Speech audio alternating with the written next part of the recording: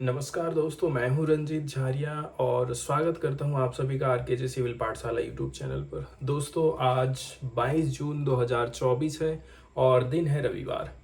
आज के the Hindu newspaper का एनालिसिस हम करेंगे। तो आज चूंकि संडे है, इसलिए संडे वाले दिन हम ज़्यादातर साइंस की न्यूज़ डिस्कस करते हैं। साइंस के अंतर्गत कुछ महत्वपूर्ण आर्टिकल आज हम डिस्कस करेंगे, जैसे कि पहले नंबर में हम डिस्कस करने वाले हैं एक जोंक के बारे में जो कि जंप करती है। ठीक है, लीच जिसको इंग्लिश में बोला जाता है। तो एक जोंक है जो कि जंप करती है। तो कैसे करके ये जंप करती है, इसकी कुछ खास विशेषताओं को हम देखने वाले हैं। सेकंड नंबर का आर्टिकल हम देखने वाले हैं, हमारे ब्रेन से रिलेटेड है। कैसे करके ब्रेन हमारे हार्ट की रेट को, धड़कन को कंट्रोल करता है। ये प्रयोग चूहों पर किया गया है, इसके ऊपर हम एनालिसिस करने वाले हैं। सेकंड, इसके आगे हम देखेंगे हमारी आंतों से रिलेटेड। ठीक है, हमारी जो आंतें रहती हैं कैसे करके फाइबर युक्त जो भोजन है उसको खाने पर रिएक्ट करती है। रेशेदार जो खाद्य पदार्थ रहते हैं जैसे कि मूली, गाजर है, इनको जब हम खाते हैं तो हमारी जो आंतें हैं ना, गट है, वो क्या रिएक्शन देती हैं, इसके ऊपर ये आर्टिकल फोकस करता है। एक और आर्टिकल साइंस वाला हम देखेंगे जो कि पार्टिकुलरली ऐसे एरिया में अपनी बॉडी में परिवर्तन लाने वाले जीव से रिलेटेड है। जैसे कि एकदम हम ठंडे एरिया की बात करें, एकदम ठंडे एरिया में कोई एक छोटा सा जीव अपनी बॉडी में कौन सी चीज़, प्रोटीन है कि क्या है, अब डेवलप कर रहा है, जिसके चलते चलते उसको ठंडी नहीं लग रही, या फिर ठंडे एरिया में भी वो जीवित रह पा रहा है। यदि हम उस चीज़ की खोज कर लेते हैं तो हो सकता है कि अंटार्कटिका जैसी जगह में जाना, रहना काफ़ी आसान हो जाएगा हमारे लिए। तो साइंस की ये कुछ खबरें हैं। साथ ही साथ हम एक रोटा वायरस वैक्सीन से रिलेटेड भी थोड़ा सा यहाँ पर विचार विमर्श करने वाले हैं।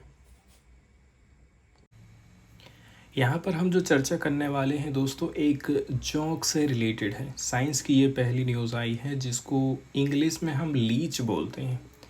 लीच की एक ऐसी प्रजाति, नॉर्मली तो हमको ऐसा लगता है ये रेंग रेंग करके चलती, जैसे कि आपने नॉर्मली देखा होगा, लेकिन ये जो जोंक है इसकी ये खास बात है कि ये अपने आप को कॉइल करती है। ठीक है, ऐसे कॉइल के जैसे मोड़ लेगी। इसके बाद ये क्या काम करती है, जंप कर जाती है एक पत्ती से दूसरी पत्ती में।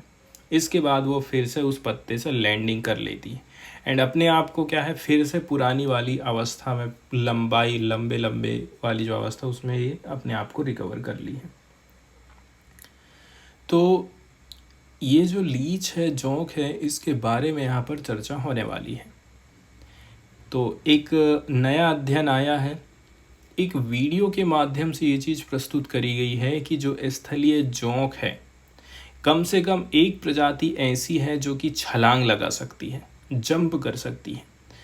इस व्यवहार पर वैज्ञानिक लोगों ने 100 साल से भी ज़्यादा समय तक अध्ययन करते रहे और इस पर बहस होते रही थी कि क्या ये लीच की एक प्रजाति हो सकती है जिसमें इस प्रकार से हमको खास लक्षण दिखाई दें। तो 2017 और जो 2023 में मेडागास्कर में दो अलग अलग रिसर्च करी गई थी। जो मुख्य लेखक हैं माई फहमी, जो कि फोर्डहम यूनिवर्सिटी में पोस्ट डॉक्टरल में शोध का काम कर रहे हैं। इन्होंने चेटोनोबडेला प्रजाति के जोंकों को एक पत्ते पर पीछे की ओर कुंडली मारते और फिर उड़ते हुए फुटेज रिकॉर्ड किया था। सबसे पहले कुंडली मारेगी और फिर उड़ करके, जंप करके दूसरे पत्ते में चले जाएगी। इसका इन्होंने, कहना चाहिए, वीडियो बनाया। कुल मिलाकर के ये जो इस प्रकार से मूवमेंट करती है, इसको आप बैक बेंडिंग कोबरा जो रहता है ना, बैक बेंडिंग कोबरा से इसको रिलेट करके देखा जा रहा है कि सबसे आप अपने आप को क्या काम करेगा, थोड़ा सा पीछे लेगा, एकदम झटके से जब किसी को काटना रहता है तो वो ये स्टाइल अपनाता है। दोनों ही केसेस में बोला जा रहा है the leech keep its body extended as it source through the air to the ground. Condition ऐसी है कि दोनों ही अवस्था में ये क्या काम करती है, अपनी बॉडी को एक्सटेंड करके रखती है, क्योंकि इसको हवा में उड़ना रहता है, इसलिए अपनी बॉडी को ये रोल करके नहीं रखेगी, रोल करेगी तो गिर जाएगी।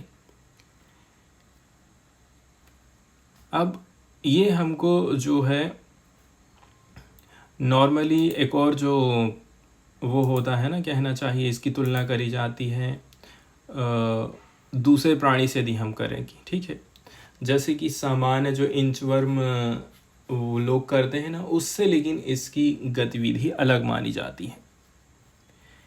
इसके अलावा भी बहुत किस्म के वॉर्म भी हैं जिनको हम इनवर्टिब्रेट्स बोलते हैं, जिनकी रीढ़ की हड्डी नहीं होती है। ये क्या काम कर सकते हैं, जंप कर सकते हैं।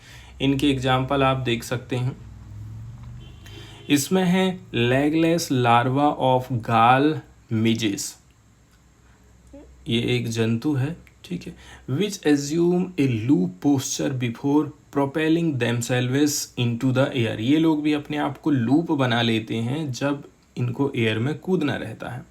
इसके अलावा मेडिटेरियन फ्रूट फ्लाइज, मेडिटेरियन में पाई जाने वाली एक मक्खी है, उसका जो लार्वा है, इसकी पर फ्लाइज एंड सेवरल कैटरपिलर, इसमें इंक्लूड है लिम्पांट्रिया, मोनाचांड, ऑगिया, ल्यूस्टिग्मा। ऐसे बहुत सारे जीव जंतुओं के नाम यहाँ पर बताए जाते हैं, काफ़ी कठिन है, जो कि जंप कर सकते हैं। इनमें रीढ़ की हड्डी नहीं होती, फिर भी ये जंप कर सकते हैं। तो जो नेचुरल को अध्ययन करने वाले लोग हैं, साथ ही साथ लीच का जो अध्ययन करने वाले लोग हैं, वो लंबे समय तक इसके ऊपर बहस करते रहे थे कि ये जो टेरेस्ट्रियल लीच होती है, और ये फैमिली है, कौन सी फैमिली है, तो जो टेरेस्ट्रियल लीच होती हैं, जो कि फैमिली का नाम यहाँ पर बताया जा रहा है, काफ़ी ये भी कठिन नाम है, हेमाडिप्सिडे। हेमाडिप्सिडे तो जो प्रकृतिवादी हैं और जोंक जीव विज्ञानी हैं, इन्होंने हेमाडिप्सिडे परिवार की स्थलीय जोंकों की कूदने की क्षमता के बारे में काफ़ी लंबे समय से बातचीत किया था। कुछ ने अपनी यात्रा विवरणों में जोंकों की छलांग लगाने की बात भी कही थी, लेकिन अब तक इस बारे में कोई ठोस सबूत नहीं मिला था।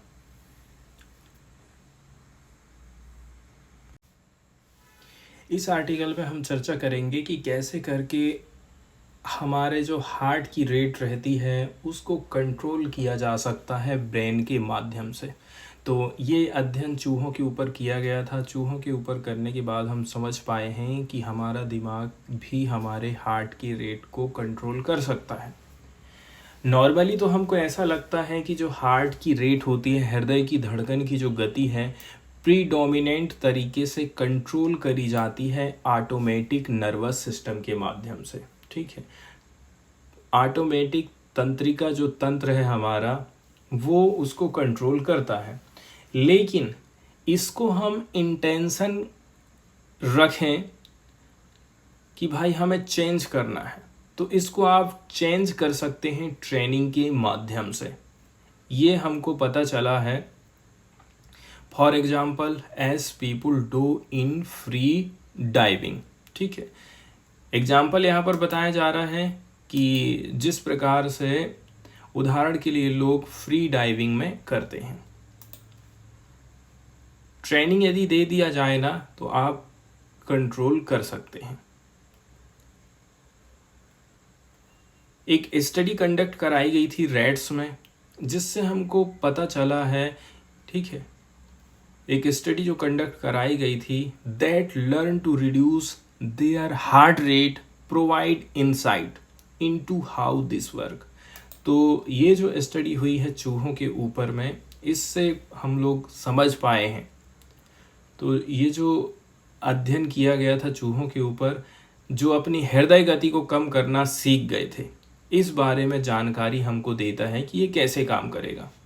इसमें बताया जा रहा है, ये जो प्रैक्टिकल किया गया था, इस प्रैक्टिकल के माध्यम से चूहों ने 30 मिनट के भीतर अपनी हृदय गति को कम करना सीखा, और 5 दिनों के फीडबैक ट्रेनिंग के बाद हृदय गति में लगभग 50% की कमी हासिल हुई, ठीक है।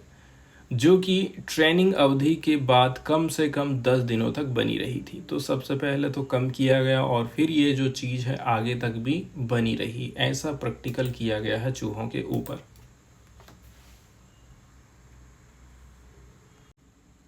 साइंस के इस आर्टिकल में हम समझने वाले हैं दोस्तों कि इंसान की जो गट होती हैं, गट मतलब होती हैं आंतें, भोजन को कैसे करके रिएक्ट करती है। पार्टिकुलरली यहाँ पर हम जो फाइबर वाले फूड हो गए हैं उनके बारे में चर्चा करेंगे, जैसे कि मूली है, गाजर है और भी फाइबर युक्त अन्य जो खाद्य पदार्थ रहते हैं उनको हमारी आंतें कैसे करके रिएक्ट कर रही हैं, इसके बारे में यहाँ पर चर्चा हम करने वाले हैं।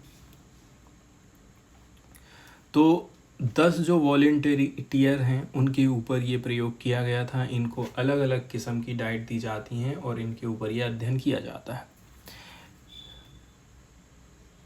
फाइंडिंग से हमको कुछ कॉम्प्लेक्स डाइजेस्टिव प्रोसेस का पता चला है, जिसके चलते चलते ब्रेक डाउन किया जाता है फाइबर रिच फूड्स को। क्या किया जाता है? फाइबर रिच जो फूड है उसको हमारी आंतें, हमारा जो शरीर है वो तोड़ता है, इसके बाद एनर्जी उत्पन्न होती है।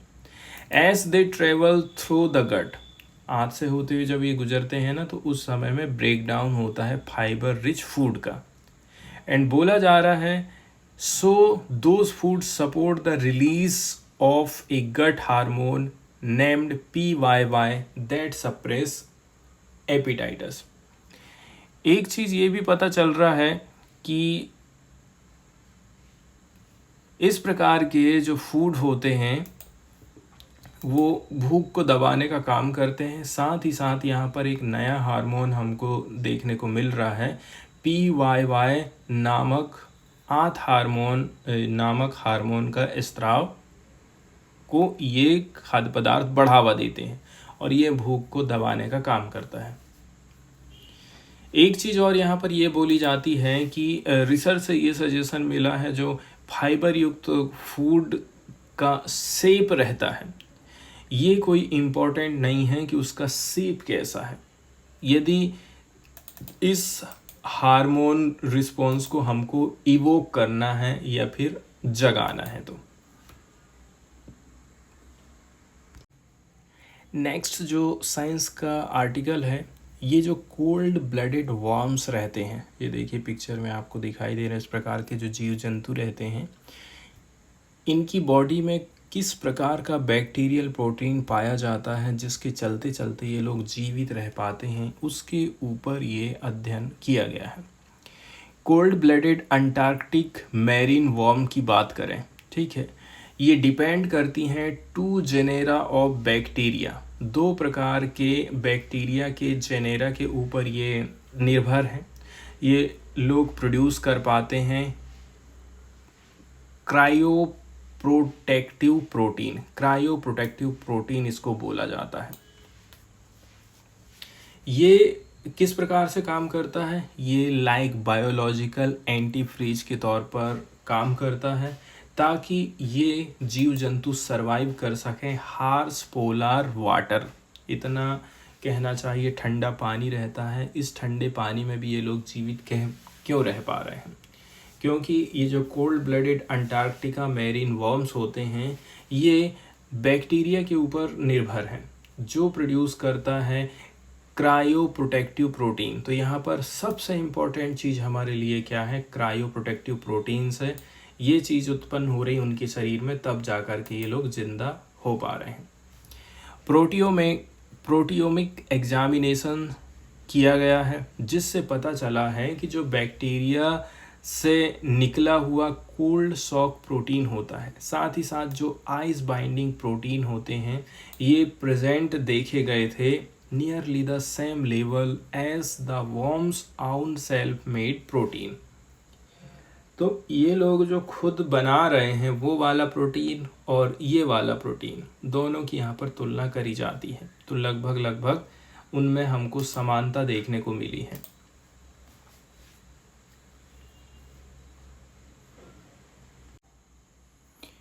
अगली जो साइंस की खबर यहाँ पर हम डिस्कस करने वाले थे दोस्तों, ये रोटावैक वैक्सीन से रिलेटेड है। हाल फिलहाल में अभी कुछ अफवाहें ये फैली थी कि भाई इस वैक्सीन के लगाने से सुरक्षा संबंधी खतरा है। खतरा किस प्रकार का है, तो इसमें इंटरसेप्शन के बारे में बोला जाता है। तो सबसे पहले हमें इंटरसेप्शन के बारे में थोड़ा सा देखना पड़ेगा। इंटरसेप्शन को हिंदी में स्वानुशील बोला गया है। तो इसको मेडिकल भाषा में इंटरसेप्शन के नाम से हम जानते हैं। ये आंत संबंधी एक बीमारी होती है जिसमें आंत का एक हिस्सा साथ वाले हिस्से के अंदर धंस जाता है।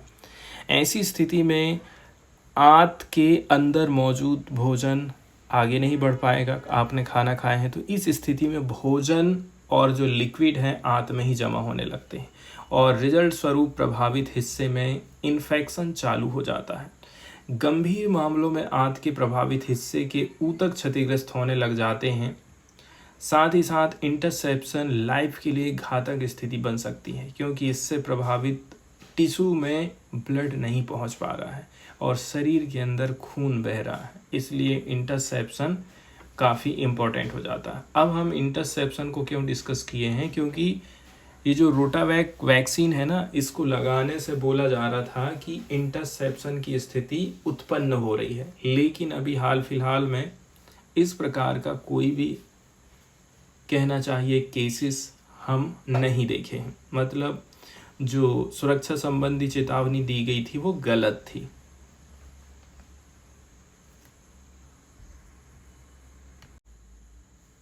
अगली चर्चा यहाँ पर हम करने वाले हैं जीएसटी काउंसिल से रिलेटेड है। हाल फिलहाल में देखा जाए 53वें नंबर की जो जीएसटी काउंसिल की बैठक है, इसका आयोजन किया गया था सैटरडे के दिन नई दिल्ली में।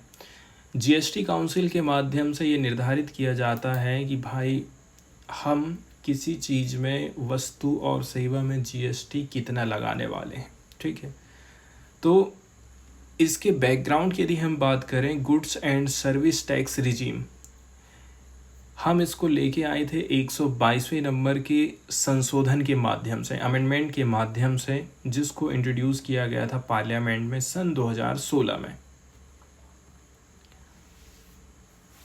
अब देखिए, जो जीएसटी काउंसिल होती है ना, ये जॉइंट फोरम माना जाता है। मतलब इसमें केंद्र सरकार भी बैठती है और राज्य सरकार भी बैठती है।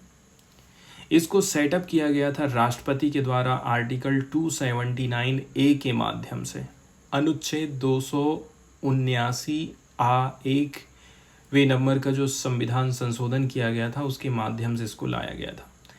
इसमें सबसे महत्वपूर्ण हो जाते हैं इसके मेंबर की यदि हम बात करें तो इसमें यूनियन फाइनेंस मिनिस्टर चेयरपर्सन के तौर पर बैठी। सबसे कौन है मुखिया यहाँ की? यूनियन फाइनेंस मिनिस्टर है, union minister of state finance from the centre. इसके अलावा देखिए, केंद्र सरकार में एक वित्त मंत्री होता है और एक राज्य वित्त मंत्री होता है, तो दोनों लोग इसमें बैठते हैं। इसके अलावा प्रत्येक जो स्टेट है वो एक मिनिस्टर इंचार्ज नॉमिनेट करता है ऑफ फाइनेंस और टैक्सेशन और any other minister as a member. ये स्टेट के ऊपर है कि वो किसको भेजेगा, फाइनेंस को भेजेगा, टैक्सेशन वाले को भेजेगा या फिर अदर मेंबर को भी वो भेज सकता है। फंक्शन की यदि हम बात करें, आर्टिकल 279, आर्टिकल अनुच्छेद 279, ठीक है, ये कुछ रिकमेंडेशन देता है किसको? केंद्र सरकार को, स्टेट गवर्नमेंट को, कुछ इम्पोर्टेंट इशू के ऊपर, जैसे जीएसटी के ऊपर। साथ ही साथ goods and service that may be subjected or exempted from GST model GST loss. किस में जीएसटी आप लगाएंगे, किस को छोड़ेंगे, किस में कितना लगाएंगे, ये सारी चीज़ें यहीं पर निर्धारित होती हैं। तो हाल फिलहाल में देखा जाए जीएसटी काउंसिल की बैठक में ये बात निकल कर के आई है, जीएसटी नहीं लगने वाली है। No GST for hostel stay below 20,000 and railway service, दो चीज़ का बताया जा रहा है। तो जो मीटिंग हुई थी लगभग 9 महीने के बाद हुई बैठक में, जीएसटी काउंसिल ने शनिवार को छोटे व्यवसायों के लिए अनुपालन को और आसान बनाने के लिए, ठीक है, कुछ उपाय यहाँ दिए हैं। साथ ही साथ 20,000 रुपये प्रति माह तक के छात्रावास आवास और रेलवे की जो कुछ कुछ सुविधाएं हैं उनमें छूट दी गई है। साथ ही साथ कुछ कुछ जो टैक्स लगाए गए हैं उसमें फेरबदल यहाँ पर हमको देखने को मिला है।